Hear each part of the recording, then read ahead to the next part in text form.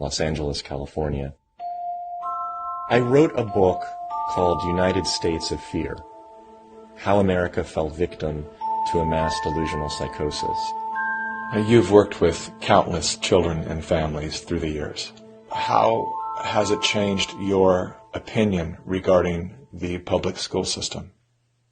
I would have said 2 or 3 years ago, there are good public schools and there are bad public schools. Find a good one and send your kid to it. Don't waste your money on private. I have now begun to tell parents for the first time in my career, in the last year, take your children out of school. The government school system is not only a failure, it is irredeemable. The school system is controlled, utterly controlled, by teachers' unions and advocates, meaning those who go into the schools to proselytize their political ideology on your children. They have no other purpose, no other function, and they have taken over entirely. We would be better off if all Americans pulled their kids out of the government schools and either did homeschooling or built their own schools in their local communities. That would cause the corrupt, rotten, termite-infested structure to finally collapse on its own weight, and then we could rebuild on a local level from the ground up. I can hardly believe I'm saying that now, because just 2 or 3 years ago, I would have thought that that is extreme, ridiculous, and unnecessary. I believe not only is it possible, it is actually requisite now for Americans to do that. But you have to place your children first. You're going to have to give something up, something, in order to protect your child's growth and future. And so that's really the question, fundamentally. It's not, is the school good, is the school bad? The school's bad. It's just bad. The real question is, what are you willing as a parent to invest in and to sacrifice to make sure that your child has every opportunity to succeed? Do you want to be a real parent or not? And I know that's a blunt and direct question, but that is the real question, and that's the question you have to ask yourself. And in terms of university? Don't bother. Generally speaking, the university is a cesspool. It is a moral wasteland.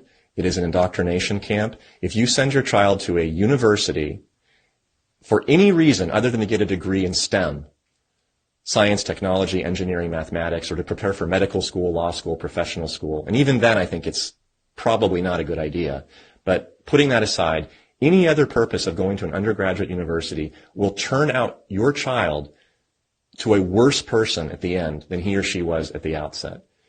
Your child will leave that university believing that America is a hateful, racist country, that men are sexual predators, that women are abused victims of toxic masculinity, and that the only people that deserve to get a leg up are the marginalized classes. That is such a sick, perverse, destructive philosophy to force feed a young, naive, uninformed brain of a 17 or 18-year-old for 4 years, that there may be no way to correct that after 4 years. You will have literally sent your child into a cult that severs all ties from you for 4 years and then have him or her come back to you and very likely hate you and hate everything that you stand for. You are throwing your children to the wolves if you send them to a university. There is no point in doing it. Just stop. If your child insists, send your child with support to a internship program for job training, to a trade school even. Trade schools are fantastic ways to learn the ways of the world and how things really function. Even if that person doesn't want to go into the trade eventually, it creates a strong foundation for acknowledging and accepting reality and accepting that the world doesn't spin the way that you wish it does. It just spins because it does. And then you will become largely inoculated to the propagandizing, the lies, the misinformation, all of the destruction that we're being force-fed through media and government schools and universities.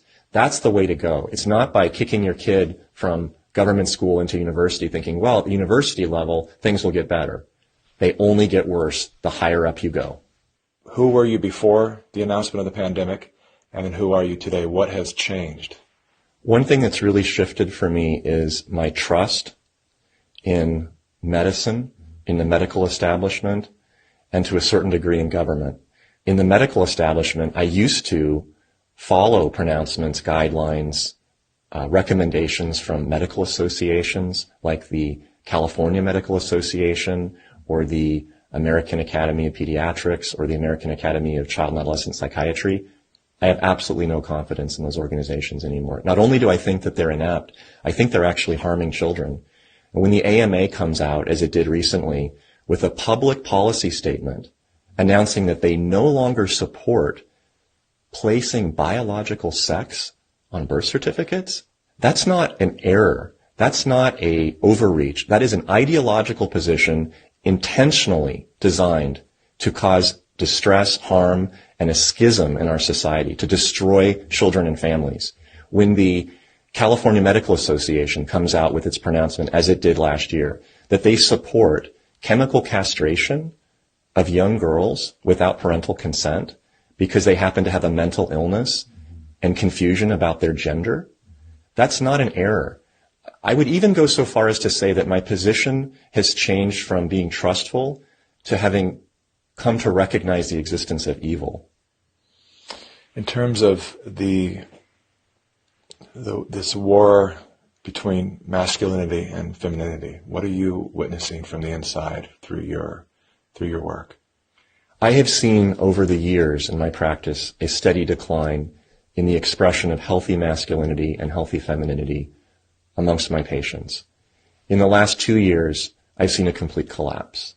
Men in my practice, especially younger men, men in their teen years, their 20s, early 30s, have no ability to express desire for women in a healthy way, to interact with women verbally and socially in a healthy way, and many of them have no desire to even be engaged in a sexual relationship with a woman. They have substituted their libido and their expression of libido by pursuing women, which is a healthy thing for men to do. If men stop pursuing women, we're done. We don't have more human beings. They're no longer doing that. They're now sitting at home playing video games and watching porn because it's safer and it's easier to do that. And they will never be rejected, and they will never be criticized. They will never be told that they are toxic, that they are part of the patriarchy, that they are misogynistic, that they are committing a social faux pas. So they have given up. They've just taken themselves out of the dating world. They've taken themselves out of the social world with women. And women on their part are completely perplexed. They don't know what to do. They're alone. They feel abandoned. They feel unattractive. They feel undesirable. They can't find a date, much less a husband.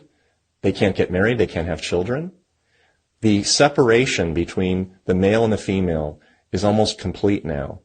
And it's due specifically to the ongoing attacks against masculinity and the degradation of femininity, the propaganda that has been pushed by the radical feminists that define success for women to be competition with men, vanquishing men, full and complete independence from men.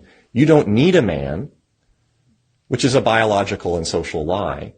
That has been so successful that now both men and both women think that they can live apart. But the truth is they can't, because when they come into my practice and I ask them how they're doing, they're not doing well. The men are completely without a course. They are listless. They are dysphoric. They are dysthymic. The women are depressed and anxious, and none of them are talking to one another.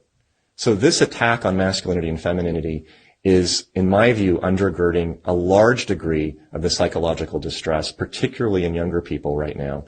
And as they continue to lead these separate, parallel paths of isolation, there will be no way for them to develop the skills and even the desires that are necessary for them to get together and to marry and to have children and develop families. And if our family structure is lost in the next generation, what do we have left? We're just a bunch of listless individuals living our lives out virtually behind a computer screen, working remotely, and following the orders of the government. That, to me, is a very, very dystopian future. Is this by design? And if so, to what end? I think this is intentional. And I think that because it is so antithetical to humanity, to biology, to social norms that have proven to be successful for centuries, it can't be an error. This is not a hysterical reaction to an incident that occurred at a university and an overcorrection. This is steady. This is ramped up month by month, year after year. And I believe that the end point, the goal, is really to create a chaotic, dysfunctional, non-family, non-community-based society that is so dependent on others. And I don't mean parents, I don't mean community, I mean others like government figures, like corporations, like media organizations, that there's never going to be any reason for those in power to worry about losing their status. They have developed essentially a monopoly now. We don't rely on our government, at least not historically, for telling us what pronouns to use, for what medications to take, for what textbooks should be used in our schools, but we're allowing all of that. And that is a direct result of this concerted effort to strip away interpersonal connections. Once you kill the male-female connection, everything else is easy. Then you can take away the kids from the parents. You can take away the neighbors, the grandparents. Pretty soon everybody is just living in little isolated chambers. And then it's very easy to control people. This technique has been used in the 20th century by every totalitarian regime. China, for example, shaved the heads of women, put them all in unattractive asexual clothes, did the same thing for the men. They asexualized the population so that there's no more desire, no more bipolarity of male and female. Everybody looks like an automaton, a reproduction of the state. And then what do? Rather than turning towards one another, they turn towards the state. That's what's going on. That's the plan. That's where we're headed.